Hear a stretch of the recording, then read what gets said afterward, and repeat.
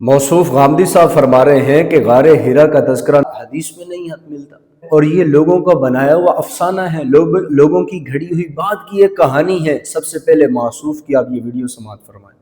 غار حرا محض ایک افسانہ ہے، کوئی حقیقت نہیں۔ اللہ تعالیٰ نے پہلی وحی کے واقعے کو خود سورہ نجم میں بیان کیا ہے اور پورے واقعے کی تردید کر دی۔ یہ واقعہ کہتا ہے کہ حضور پریشان ہو گئے، گھر تشریف لائے، زملونی کہا، سیدہ خدیجہ آپ کو ورقہ بن نوفل کے پاس لے گئی۔ قرآن کہتا ہے جس وقت پہلی وحی ہوئی نہ پیغمبر کے اندر کوئی تردد پیدا ہوا، نہ کوئی اضطراب پیدا ہوا، ما کذب الفؤاد ما رأى، ادنا درجے میں دل میں بھی کوئی کھٹک پیدا نہیں ہوئی، اور آپ نے پہلی وحی کو عکس کیا۔ پھر دوسری بیان کرتا ہے وَلَقَدْ رَآهُ نَزْلَةً أُخْرَىٰ، جس ہستی کا یہ واقعہ بیان کیا جاتا ہے وہ محمد الرسول اللہ ہے۔ آپ کی زندگی کا سب سے بڑا واقعہ یہ آپ نے کبھی بیان نہیں کیا، پورا ذخیرہ خالی ہے حدیث کا اس سے۔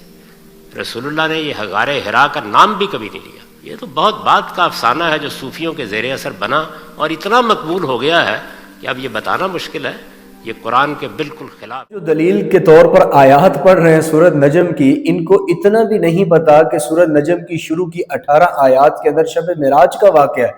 آپ 18 آیات کا ترجمہ تفسیر پڑھیں، آپ کو پتہ چلے گا کہ ان آیات کے اندر تو شب معراج کا تذکرہ کیا جا رہا ہے، اور موصوف غار حرا پر ان آیات کو فٹ کر رہے ہیں۔ غار حرا کے اندر اللہ کے نبی علیہ السلام نے عبادت کی ہے، اور کون سی عبادت کی ہے، کس نبی کی تعلیمات کے مطابق عبادت کی ہے، یہ الگ بحث ہے۔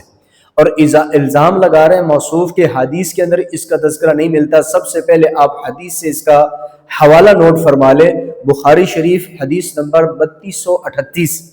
آپ علیہ السلام نے فرمایا کہ غار حرا میں جبرائیل جو مجھ کو سورۃ اقرا پڑھا کر گئے تھے، اس کے بعد 3 سال تک وحی کا سلسلہ منقطع ہو گیا، مجھ پر وحی نہیں آئی۔ ایک دن اچانک میں کہیں جا رہا تھا تو آسمان سے مجھے ایک آواز سنائی دی۔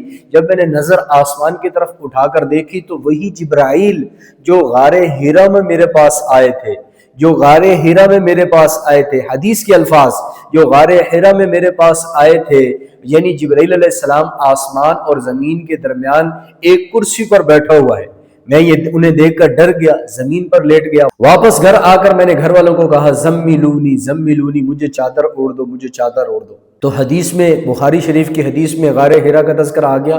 پارہ نمبر 30 سورۃ علق آیت نمبر 1 سے لے کے 5 تک، اقرا بسم ربک الذی خلق، آپ ان کا ترجمہ تفسیر پڑھیں۔ ان کا نزول غار حرا کے اندر ہی ہوا ہے۔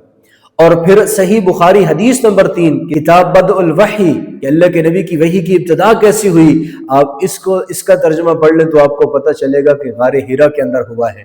تو ایسے بے تکے اعتراضات قرآن میں موجود، حدیث میں موجود، اور موصوف فرما رہے ہیں کہ اس کا تذکرہ بھی نہیں ملتا، اور یہ لوگوں کی بنائی ہوئی ہے، لوگوں کی گڑھی ہوئی ہے۔ ایسے خطباء، ایسے اسکالرز، ایسے مجتہدوں سے اللہ کی پناہ۔